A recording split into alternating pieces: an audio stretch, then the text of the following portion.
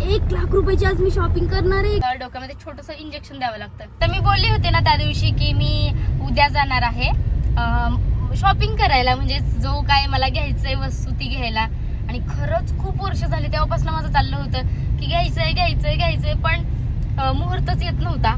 आणि खरंच आज माझ्या मनाप्रमाणे होणार आहे. बघा ना, म्हणजे मी 2 दिवसापूर्वी शॉपमध्ये जाऊन पण माझं घेणं झालं नाही आणि आज ते माझं घेणं होणार आहे. वाव, तुम्ही बघितलं तुम्ही पण म्हणाल हा हे तुझ्याकडे असायला हवं होतं. म्हणजे खरंच एवढी भारी ती वस्तू आहे.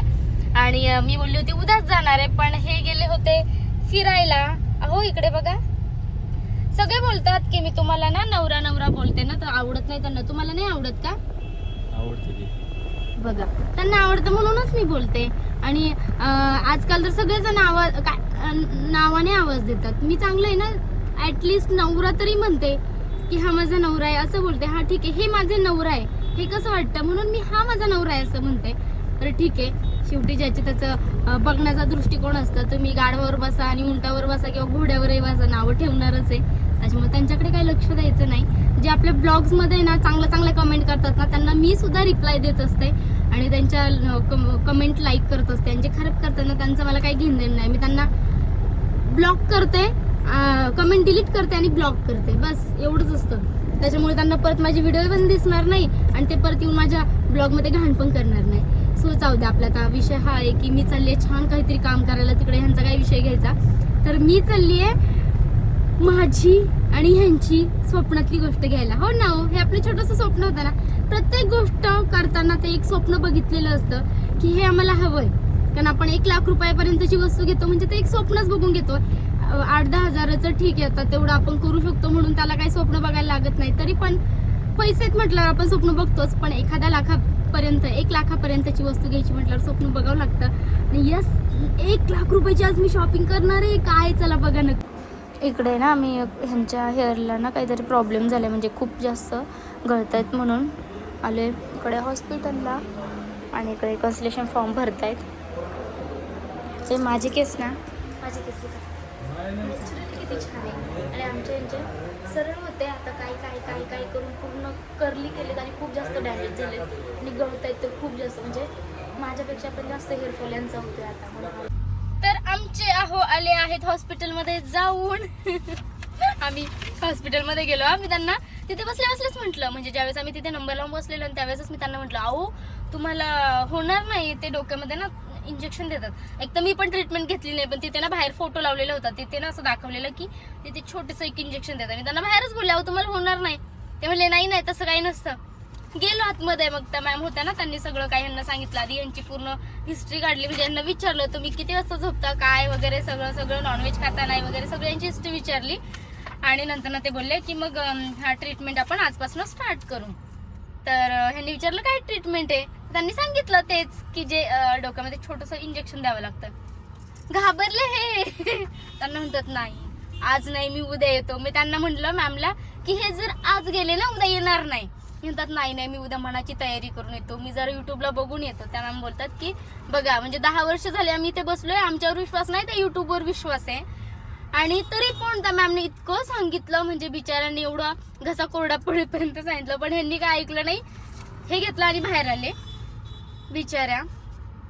त्या पण आणि मी पण, आम्ही एवढा आमचा अर्धा तास घालवला आणि हे असेच बाहेर उठून आले. आता मला माहिती आहे, मी तुम्हाला नेक्स्ट टाइम नक्की दाखवेल यांचा उद्या कधी येणार आहे. यांचे एकदम जास्त हेअरफॉल व्हायला लागले ना मग उद्या येणार आहे. अजून तर काय आज तर जाणार नाही, उद्या पण नाही. 1 महिना मला माहिती आहे, अजून 1 महिना ते जात नाहीत.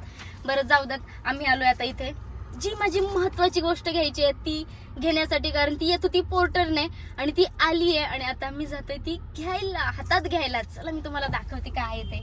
स्पेशल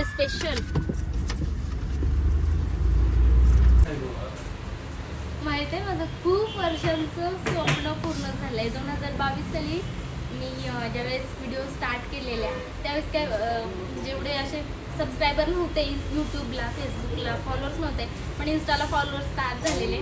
त्यावेळेस वाटायचं की मोबाईलमध्ये शूट करण्यापेक्षा आपण कॅमेऱ्यात केलं तर. त्यावेळी मला ज्यावेळी मी ज्याचं विचारलेलं की किती रुपयाला कॅमेरा भेटतो, त्यावेळेस मला सांगितलेले ह्यांनी की 1,00,000 रुपये तरी लागतात. 1,00,000 रुपये म्हणजे त्यावेळी खूप जास्त होते माझ्यासाठी, त्यावेळी खूप जास्त होते. आणि हे मी त्यावेळेस नव्हते घेऊ शकत, पण आज मी तेवढी कॅपेबल झाली आहे की मी घेऊ शकते आणि तुमच्या सगळ्यांमुळेच झाली आहे. तुमच्या सगळ्यांमुळे मला कॉन्फिडन्स येतो की यस मी करू शकते. आणि फायनली माझ्या हातात आले. आता मला ते ओपन करायचं आहे. मी 1.5 तास झाले वेट करते की कधी येईल कधी येईल कधी येईल आणि आलं आहे, माझ्या हातात पण आलं आहे. तर मला तो ओपन करायचं आहे. चला तुम्हाला पण दाखवते काय काय आहे, कुठला कॅमेरा आहे. ओपन करते आहे गणपती बाप्पाचं नाव घेऊन. गणपती बाप्पा मोरया. आपके पास कौन सा है? हे हर्षीचा घेतलेला, पण मला माझं घेताना जास्त आनंद होतोय. हे बघा, वाव.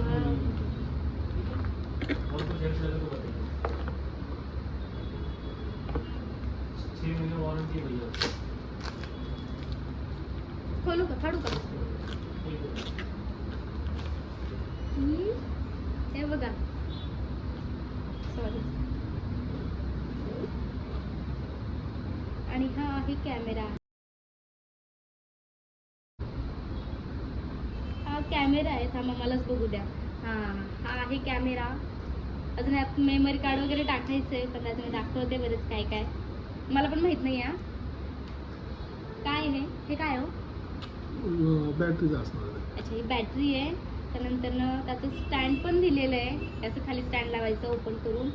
त्यानंतर चार्जर, माईक, बरंच काय काय दिलंय. जाऊ द्या, भरपूर काय काय दिलेलं आहे.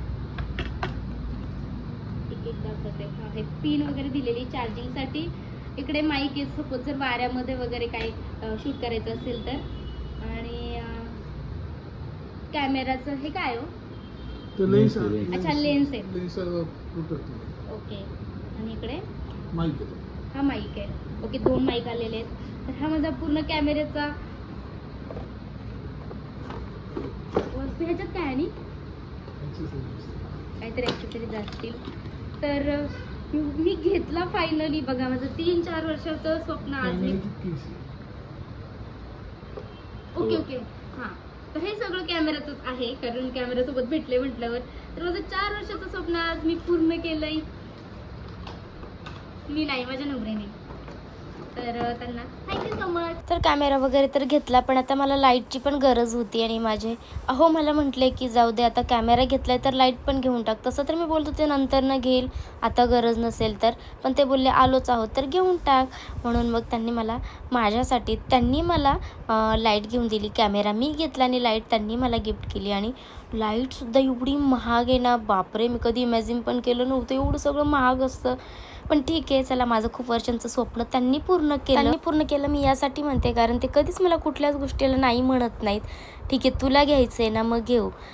भले की ते माझ्या पैशाने असू देत, पण कोणी कोणी असतं ना की नाही, कशाला हवं, एवढा खर्च कशाला करते वगैरे वगैरे.